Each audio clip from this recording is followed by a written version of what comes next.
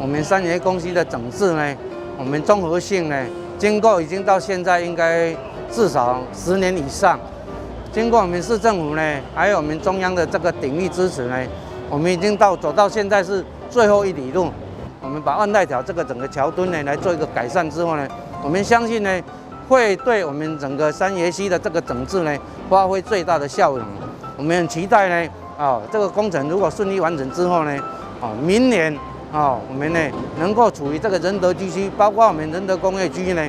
能够获得一个最好跟最安定、最安全的这个整个安全值，这个是我们相当期待的。相对的，我们很有信心。因为万代桥对阮仁德里非常的关系，阮仁德里有在什么桥做这几档你看，拢完全无中水，非常好，所以这个工程非常做得很好。过去呢，三爷溪呢，因为排水位整治前常遇豪大雨的时候呢，那个洪水就会泛滥，造成我们两侧的一个低洼地区积淹水。因此呢，水利署呢也特别针对三爷溪的整治投入很多的经费。目前呢，大概针对万代桥以下到2人溪的汇流口处呢，总共10.9公里。目前呢，已经在今年的1月份呢完成相关的排水整治。那另外呢，同时也洽请了我们的相关的单位来办理我们的万代桥跟永宁桥的一个改建。那其他另外5座桥梁呢，目前也大致上来完成。我想我们的这个三爷溪排水完成整治之后，对我们周遭地区低洼的一个排水有很大幅的提升。万代桥是咱南关公路到这个三亚溪这个桥梁这交通非常的多最主要这边是为了解决这个排水，用一半来施工，安尼较袂影响到这个交通。现在这个工程是差不多到明年6月才会当正式完工。不过呢，咱正在做北平的时阵呢，下骹的再基础加再阻碍物呢，排水的阻碍物呢，咱就拆掉啊。所以虽然工程正还袂施工的，但咱的排水已经会当迄断面会当增加65%，所以对排水已经有发挥的功能。掌握市政3分钟，台南进步向前冲。由于我们高速公路仁德交流道还有万代桥中间很多的因为落墩、桥墩的关系，还有整个水流都会影响到我们三爷溪的排洪功能。所以在过去每次只要下大雨甚至不用到台风，只要下大雨就会造成地方的淹水。那我们一直想要改善这个部分，但是因为牵涉到高速公路的这个整个通行不能中断，然后万代溪桥的改建也是难度很高，所以说我们一直延续下来一直追加工程经费，现在终于已经陆陆续续开始做，而且把很多重要的一些阻隔物都拿掉了。那预计到明年113年6月30日，这个万代桥改建完成，三爷溪的整治也大体完成。这样子的话，对于仁德地区还有仁德工业区淹水的几率就大的降低，可以有效的这个保护居民的生命财产安全，也可以让我们仁德交流道的交通不会再受阻。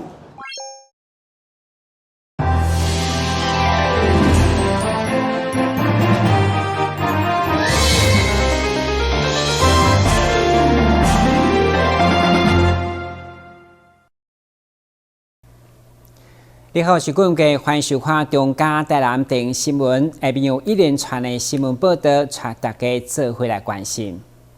谢谢，感谢教练，谢谢哦。今天辛苦了。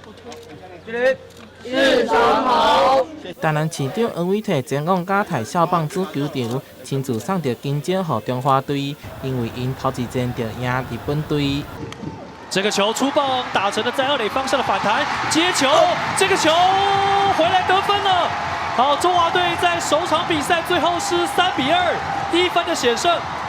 29岁U12校棒比赛，中华队头一战就迎战日本队，也佮演出精彩延长赛。其中先发李瑞秋单场3打数就打出2支安打。投手的表现也足关键，结果以3分比2分踢下比赛。这球打回给了投手林廷佑挡下来，稳稳的传往一垒，完成了最后一个出局数。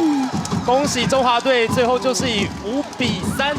在经过2个半小时以上的比赛暂停之后，还是收下了这场台墨之战的胜利。30号下晡的赛程，中华队对着墨西哥。中华队虽然伫第2局失分，也搁伫第6局摕下2分。比赛当中拄着落雨停赛大约3点钟，也毋过最后中华队以5分比3分赢墨西哥，连续摕下胜利，希望会当抓到这款趋势，进入8月6号的总决赛。台南新闻综合报道。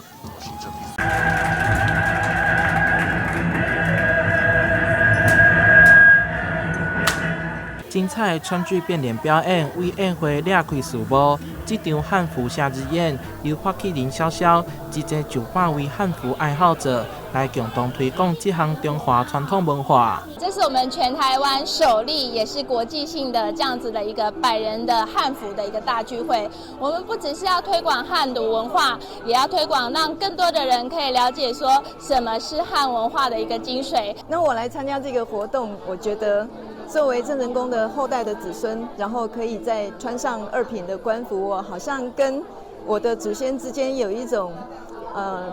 除了血缘的连结以外，也有情感的连结。为着让汉文化在台南扎根，也将整合汉服相关产业共同筹备台南市汉文化协会。此计划也得到市员柯志村的大力支持。我们汉服看起来很多人的不一样的打扮，就是代表了他的一个朝代，然后一个职位、一个身份，代表的都不一样。所以汉服在我们中华民国是值得推广的。整合起来之后，我们才能够有机会扩展我们的力量，让更多人能够认识汉服，甚至是汉文化的部分。基于自己的兴趣跟喜好，我们也希望能够把这样子的好心情跟好文化分享给大家。透过协会筹办，让汉服文化会当在台南推广，同时结合台湾保留的汉文化风俗、饮食、艺术等各方面，重新打造台南府城古都的特色文化。台南新闻上海采访报道。青条五条港时期，淡市新农街甲民权路附近，就是贸易进出的所在，所以当地开设有真侪中药房，形成药材文化。其中因应今年台南天高地疫情的紧张，经营第2代中药商吴凯荣表示，其实透过艾叶、薄荷、紫苏以及上有效的香茅等8种汉方来制作天然的防疫包，地当赶蚊啊，用祖先的智慧来取代化学药剂。那在我们这些传统的防蚊包当中，我们所应用的一些药材，像艾草、薄荷这些东西，它都可以做到那个改善，就是驱蚊的作用。包括这些芳香性的药材，藿香，它也都可以达到净化空气。像紫苏、金银花，它也有抑菌的作用。所以把这些药材搭配起来，作为防蚊包，它是一个非常好的生活中的应用，对于防蚊、驱蚊及净化空气、改善环境卫生。当然，防疫包实体崩开以后，会当拍日来恢复功效，直到2个月后真正无味，会当加酒精做防蚊液，以及清洁环境等用途一举所得。那我们在使用之后，我们再换新的防蚊包，我们旧的防蚊包我们也可以再次利用哦。我们可以把旧的防蚊包放在我们的鞋柜、衣橱里面，消除异味，驱赶蚊蚁。药房嘛提醒民众，因为防疫包药材主要是以气味来赶蚊虫，达到抗菌、净化环境效果。不过对着容易皮肤过敏、或者受蚕豆症的幼童，要特别注意。今日新闻阮吉采访报道。酒吧形态800款，这间位伫成功路下来特色酒吧，是专卖法国空运的青鹅，加各种葡萄酒。业者因为曾经伫国外食过青鹅，爱上迄款滋味，所以嘛兴起开店，甲民众分享，甚至伫后要搭配品酒的课程。我想说，既然我们是台南人，也居住在台南，那是不是我们就可以把生蚝这个东西带来台南，分享给喜欢生蚝的每一位朋友？所以就开了这间店。那在 Lucien Oyster Park 这个生蚝专卖店，其实我们不是只有提供餐饮而已，我们希望这个空间有更多的可能性。比如说，在我们这空间，我希望可以提供给艺术家他们来展览他们的作品。该店正式开幕头一天，在民代贵宾甲好友拢到场收听，嘛共同见证伫餐厅所展出的，这是罕见一边泡泡龙的艺术家刘佩金的艺术创作。里面陈天辉相当感动，嘛另过一百。其实是一种感动的一个心情，因为他就需要是大家给他机会，给他机会，后也当表现家己。那我们的支持就是让他能够走出自己的一个创作，表示我们都支持他。那我们认购他的作品，除了鼓励他以外，也希望有更多人能够来支持我们泡泡龙协会。点赞其实店内主家青鹅，伊所含丰富的心，就是皮肤空脆的守护袂当欠缺的。所以业者用将心比心的心情，嘛进一步甲声带空脆守护再生中心签约，然后才卖出一粒青鹅得管10块，用长期的行动来尽一份心力。锌这个东西对伤口修复，它有很棒的那个修复的功能，所以我就觉得哇，原来是这样子，因为这个东西是以往我们没有想到过的部分，所以才开启我跟成大医院这一次合作的契机。如果要让我们泡泡龙的小孩他们的伤口能够修复的比较好，他们需要的锌非常多，是吃生蚝基本上是太贵了所以呢，平常就要补充锌。但是我们很高兴，这个 Olashenic 这一家他们愿意跟我们合作，可以帮助到这个泡泡龙的作者，我觉得非常的开心。在他生命这么困难的时候，能尽一点我的微薄之力，而且是在这么美好的环境，然后享用这么美好的餐点，希望把这一点小小的心意，让他感受到生命的美好。根据了解，罕见病友服务以及到处医疗，成大一档需要投募600万。伫热闹温馨的开幕酒会当中，大家拢要成为因的上大后盾，嘛要请你来食青鹅做爱心。台南新闻军籍采访报道。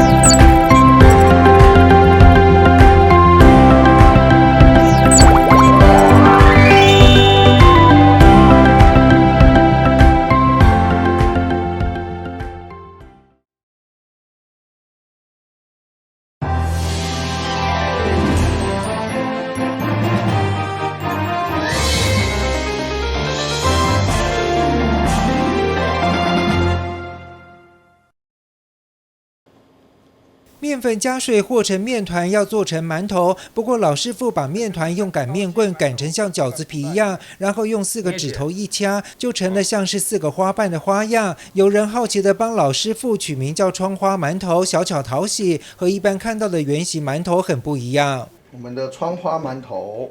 就4个花瓣嘛，正好四个手指头，因为我要一直想，因为最简单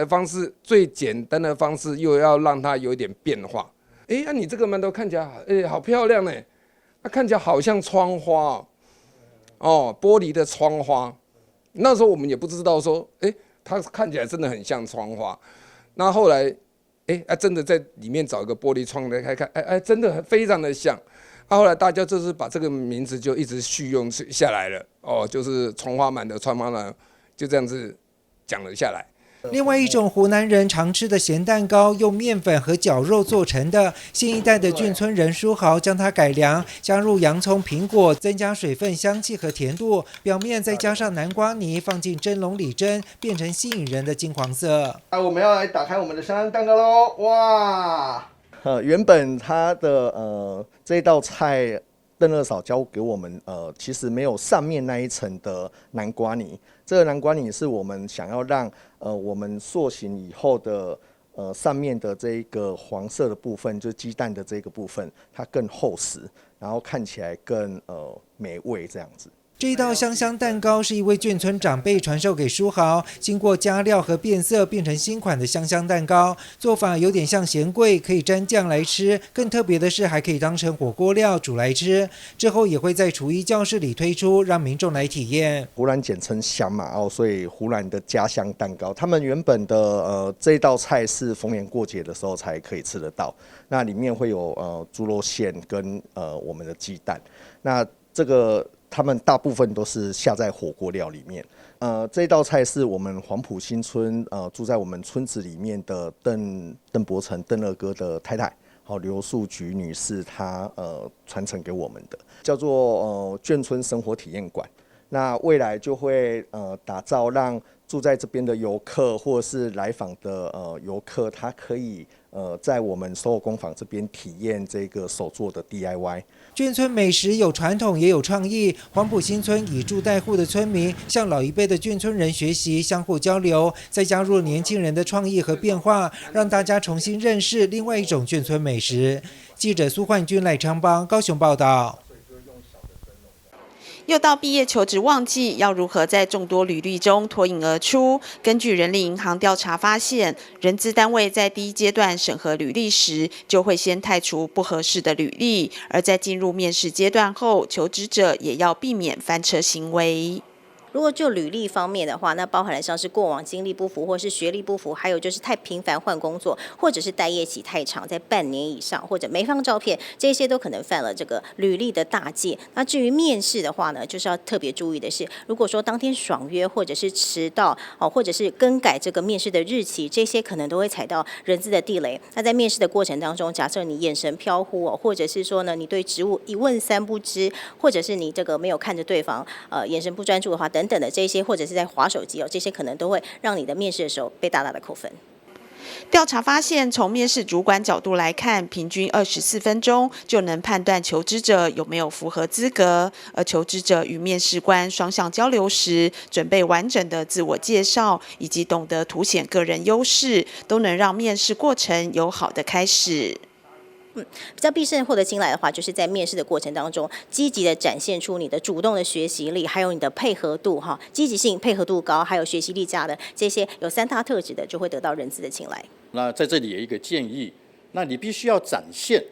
你跟别人的不一样在哪里。就拿我身为人资主管，我通常大概就问一个问题那你能告诉我你会什么别人不会的吗？或者你能告诉我你会的别人也会，但是你比别人做得更好的在哪里？大概这2个问题，如果他能回答得出来，我是觉得这个人应该是我们可以考虑的。所以呢，我把这2个问题也送给年轻人，也就是呢，你自己要展现出你自己的优势和别人不一样的地方在哪里。时薪也好，月薪也好 ，don't care。不要太在乎，